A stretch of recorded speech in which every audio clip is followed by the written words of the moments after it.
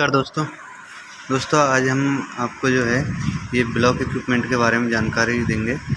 तो इसको कैसे रिपेयर करते हैं और किस तरीके से ये काम करता है इसके बारे में भी हम आपको बताएंगे दोस्तों। बट उससे पहले हम जान लेंगे कि इसके लिए क्या क्या इक्विपमेंट की ज़रूरत पड़ती है। तो आप देख सकते हैं ये IBS, ठीक है, इंटरमीडिएट ब्लॉक सिग्नलिंग के काम में आता है। और ये टॉकबैक सिस्टम, ठीक है, का एक इक्विपमेंट है।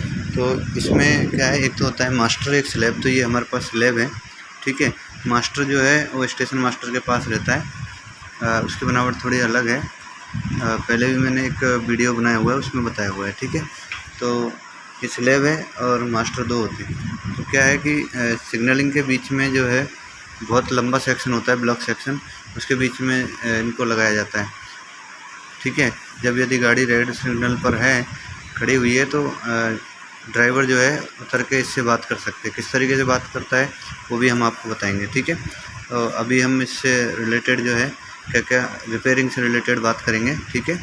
तो इसकी जानकारी तो आप ले सकते हैं और मैं दे दूँगा कि कैसे इसको कैसे वर्क करता है या कहाँ पे इसको यूज किया जाता है, ठीक है।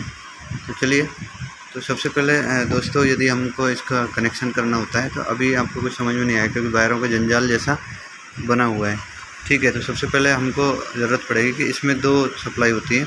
एक तो होती है, देख सकते हैं आप, 12 वोल्ट DC और 110 वोल्ट AC या 12 वोल्ट AC दोनों हो सकती है, ठीक है। तो अभी इसके अंदर जो लिखा है देख सकते हैं आप, यहाँ पर लिखा हुआ है AC 110 वोल्ट, ठीक है, और DC 12 वोल्ट DC भी है इसमें, ठीक है। तो दोनों ही रहती हैं ये। और इसके अंदर जो है यहाँ पे हमने लिखा हुआ है कि ओनली 12 वोल्ट AC।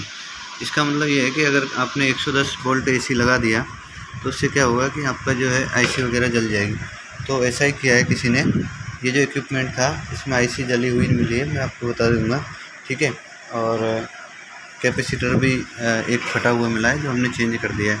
इस टाइप का, ये देखो, इस टाइप का कैपेसिटर भी जो है उसकी एक टांग टूटी हुई थी, ठीक है, तो हमने चेंज कर दिया। दूसरा फेलियर मैं आपको बता देता हूँ। देखिए IC मेरे पास इधर पड़ी है, किस तरीके से फटी है वो मैं बता देता हूँ। ये आप देख सकते हैं, ये IC है, ठीक है, ये देख सकते हैं, ये फट चुकी है, ठीक है। इस तरीके की ये है 7812 रेगुलेटर IC है दोस्तों, ये, ठीक है। तो ये फट चुकी है। ऐसे एक कैपेसिटर है जो हमने चेंज किया है। तो ये लगे हुए मैचिंग ट्रांसफार्मर, ये दोनों। तो चलिए, सबसे पहले ज़रूरत पड़ती है हमको 110 वोल्ट AC। तो 110 वोल्ट AC कहाँ से प्राप्त किया जाएगा? तो 110 वोल्ट AC के लिए दोस्तों हमारे पास में एक ट्रांसफार्मर की आवश्यकता होगी। किस टाइप का, देखते हैं। तो ये देख सकते हैं दोस्तों, ये हमारे पास ट्रांसफार्मर है, ठीक है, थोड़ा सा डस्ट है।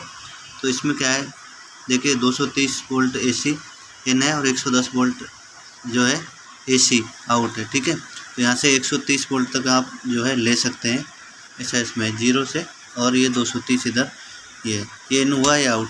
तो हमने क्या है, ये 110 वोल्ट इस तरीके ग्रे वायर पे जो है 110 वोल्ट जो AC हमने आउट किया है, और आउट करके हमने ये ग्रे वायर जो है यहाँ पे लगाया हुआ है, यानी कि ये ग्रे वायर है यहाँ पे जॉइंट करके।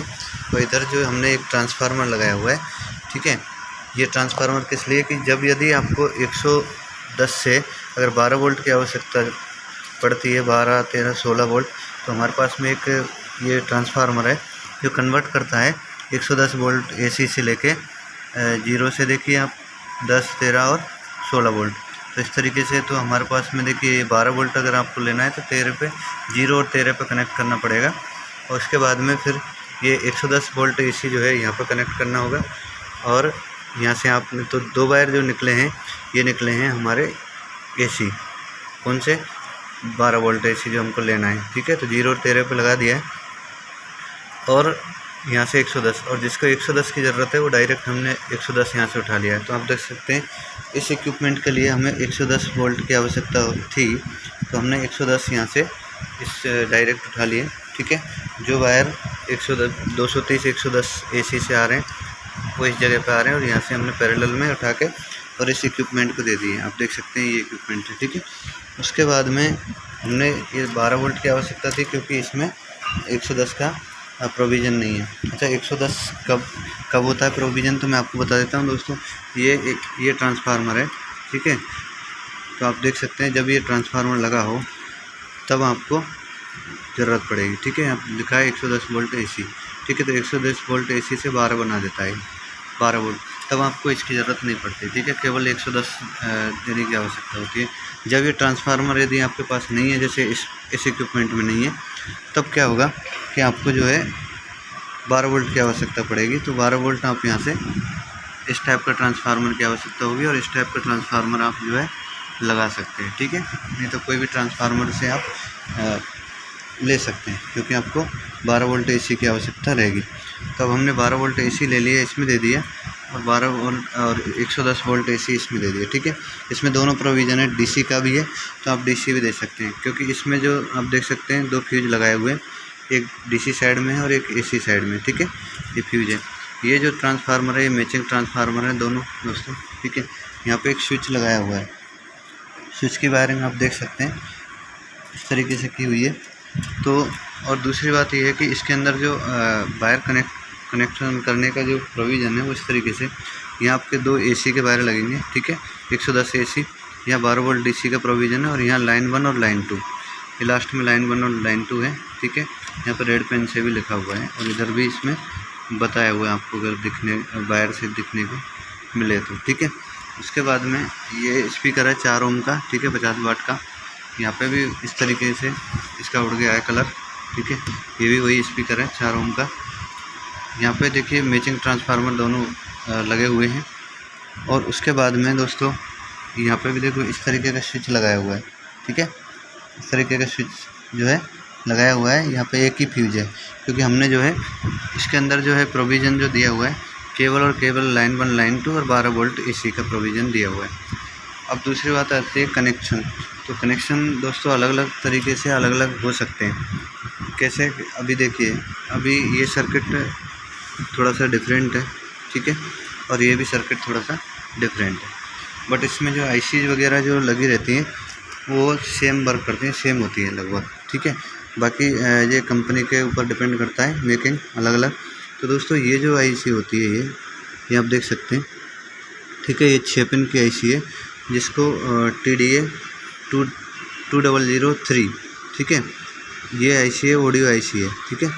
ये ऑडियो IC है। यदि आपका ऑडियो नहीं निकल रहा है तो आप समझ लो कि ये IC आपको चेंज करनी है। ये IC है 12 वोल्ट जो रेगुलेटर IC है, जो मैंने अभी बताया था, जो कि 7812 है ये।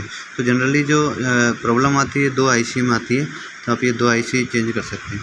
दूसरी चीज़ ये होती है कि यदि आपका ऑडियो नहीं निकल रहा है, एक केस अलग है, ठीक है, आपकी आवाज़ नहीं आ रही है, दूसरा केस है, ठीक है। तो हमारे पास ये दोनों इक्विपमेंट को कनेक्ट करने का तरीका क्या है कि इसका लाइन 1 इसके लाइन 1 में, इसका लाइन 2 इसके लाइन 2, ठीक है। लाइन 1 लाइन 2 हो गई। लाइन 1 लाइन 2 जब हमने कनेक्शन कर दिया है, ठीक है, उसके बाद में आप पावर सप्लाई दे दिए। अब आपको ये स्विच दबाना होता है। जैसे ही आप स्विच दबाओगे तो इधर बजर बजेगा, और बजर बजेगा इसका मतलब जो है आपका इक्विपमेंट है, रेडी है, आप बात कर सकते हैं, ठीक है। आपकी आवाज़ इधर से इस इक्विपमेंट में आएगी, इस इक्विपमेंट से इस इक्विपमेंट में आएगी, और यहाँ स्पीकर है वो मुझे, जो कि आप इधर से देख सकते हैं। ये सर्किट जो है अंदर रहती है, ये बॉक्स के अंदर रहती है, आप देख सकते हैं इस टाइप का बॉक्स रहता है, इसके अंदर ये सर्किट रहती है। तो आप देख सकते हैं यहाँ जो है ये माइक का पोर्शन है, तो आप बाहर से जो है माइक कनेक्ट कर सकते, मतलब बाहर से यहाँ से बोलोगे आप, और यहाँ से सुनोगे, ठीक है, तो सामने वाले की आवाज़। दूसरी चीज़, मैंने माइक निकाल के रखा है ताकि बता सकें कि आवाज़ आ रही है कि नहीं। तो ये माइक जो है यहाँ लगता है, ठीक है। ये आप देख सकते हैं, ये माइक जो है माइक का वो दिया है स्लॉट, ये है कंडेंसर माइक, तो ये भी चला जाता है। तो आप देख सकते हैं मेरे पास में ये निकाला हुआ रखा है, तो ये माइक जो है फॉल्टी हो सकता है। दूसरी चीज़ इसमें फॉल्टी होने जैसी है, जैसे ये है, तो ये दोस्तों ये भी फॉल्टी हो सकता है, ये मैंने अभी रिप्लेस किया है, ठीक है। तो ये सारे फॉल्ट थे इसमें। तो ये 10K का जो है वॉल्यूम कंट्रोल है, जिसमें रिप्लेस किया गया है, तो 10K का है। अभी आप देख सकते हैं इसमें ये 2 वायर टूटे हुए हैं, ठीक है। ये तो है इसका ग्राउंड यानी बॉडी पे लगता है, और एक वायर जो है यहाँ लगेगा, ठीक है। आपको क्लियर दिखाने की कोशिश करता हूँ, ये देखिए, ठीक है। 3 वायर हैं, जैसे इसमें लगे हुए 3 वायर, ये आप देख सकते हैं, ये तीनों वायर लगे हुए हैं, ठीक है। तो इसके अंदर भी अब फेलियर इसमें भी आता है, क्योंकि अगर ये ख़राब हो गया, यानी कि ये वॉल्यूम कंट्रोल ख़राब हो गया, तो भी आपका कम्युनिकेशन नहीं हो पाएगा। दूसरी चीज़, सर्किट के अंदर देखते हैं तो कुछ भी चीज़ ड्राई हो सकती है, तो जैसे कि कैपेसिटर है या तो सर्किटली तो केवल इतना ही होता है। 2 आईसी मैंने जो बताई थी वो आपको रिप्लेस करनी होती है, ठीक है। अब नेक्स्ट जो आता है दोस्तों, ब्रिज रेक्टिफायर। यदि आपका एसी आउट नहीं हो रहा है या नहीं, सप्लाई नहीं जा रही है, यानी कि इसमें सप्लाई नहीं आ रही है, एलईडी नहीं जल रही है, इसका मतलब है कि पावर सप्लाई इन नहीं हो रही है। तो इन नहीं हो रही है तो आप क्या करोगे, सबसे पहले आप यहाँ इनपुट में देखें, इसके बाद में ट्रांसफार्मर अगर लगाए तो ट्रांसफार्मर से जो आउट हो रहे हैं वायर, वहाँ पे आपको सप्लाई देखनी है कि सप्लाई इन हो रही है कि नहीं। तो यहाँ पे आप देख सकते हैं एसी सप्लाई का पॉइंट है, डीसी का अलग है, ठीक है। उसके बाद में यहाँ आप देख सकते हैं 4 डायोड लगे हुए हैं, 4 डायोड है, इसका मतलब ब्रिज रेक्टिफायर बनाया हुआ है। अब ब्रिज रेक्टिफायर से डीसी बनता है, डीसी आप यहाँ पे देख सकते हैं। तो डीसी अगर आउट हो रहा है तो मतलब सर्किट वर्क करेगी, ठीक है। डीसी आउट नहीं हो रहा है तो अब इसमें 4 डायोड वाला जो है प्रोविज़न दे के रखा है इस सर्किट के अंदर, लेकिन यहाँ पे एक थोड़ा सा स्मार्ट कर दिया है। स्मार्ट क्या है कि यहाँ पे इस टाइप का ब्रिज रेक्टिफायर जो है दे दिया गया है, ठीक है। आप देख सकते हैं यहाँ पे ये गोल टाइप का ब्रिज रेक्टिफायर है, ये लगाया गया है इसमें, ठीक है। तो अभी मैं इस सर्किट को चालू करके दिखाता हूँ आपको, तो किस तरीके की आवाज़ जो है आएगी और किस तरीके से काम करेगा। तो चलिए दोस्तों मैं आपको बता देता हूँ, ठीक है। दूसरी चीज़ है कि सप्लाई में अगर नहीं आ रहा तो फ्यूज भी आपके चेक कर लें एक बार। फ्यूज बहुत इंपॉर्टेंट है, फ्यूज सप्लाई से रिलेटेड फ्यूज आप फर्स्ट मतलब आपकी प्रायोरिटी बनती है कि फ्यूज ज़रूर चेक करें।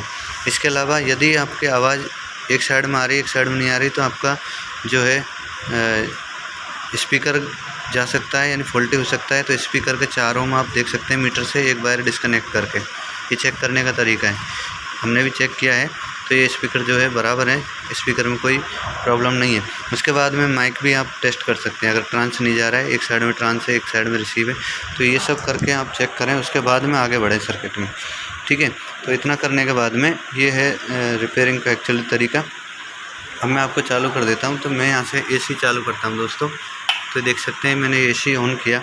अब आपको यहाँ पे किसी भी प्रकार का जो है इंडिकेशन दिखाई नहीं देगा, इस सर्किट के अंदर कोई भी प्रकार का इंडिकेशन जो है दिखाई नहीं देगा।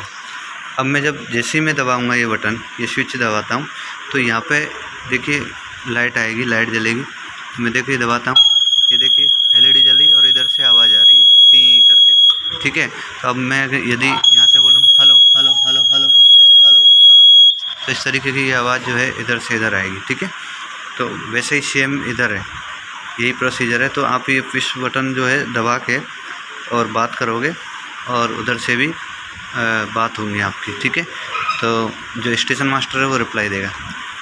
एक्चुअली ये लंबा सेक्शन जो होता है, ठीक है, ब्लॉक सेक्शन होता है, उसके लिए काम आता है। तो बीच में बहुत लंबा सेक्शन होता है, तो स्टेशन मास्टर से बात करने के लिए ये उपयोग में लाया जाता है, ठीक है, सिग्नलिंग को और भी बेहतर करने के लिए, क्योंकि सेक्शन बहुत ब्लॉक सेक्शन लंबा होता है इस कारण से। दोस्तों आज इससे रिलेटेड, यानी कि इस रिपेयरिंग से रिलेटेड इसके बारे में मैंने आपको जानकारी दी, ठीक है। जानकारी अगर पसंद आई हो तो चैनल को लाइक करिए, वीडियो को लाइक करिए, चैनल को सब्सक्राइब करिए। थैंक यू दोस्तों, आज के लिए इतना ही। Thank you.